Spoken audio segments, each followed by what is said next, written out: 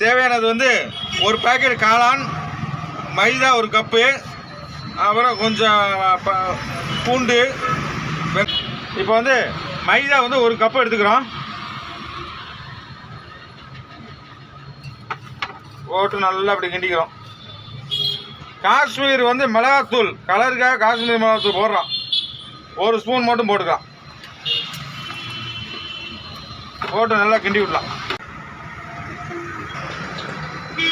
இப்போ வந்து அப்படியே பக்கோடா போடுற மாதிரி அப்படியே பொடி பொடியாக நம்ம போட்டுப்போம் எண்ணெயில்.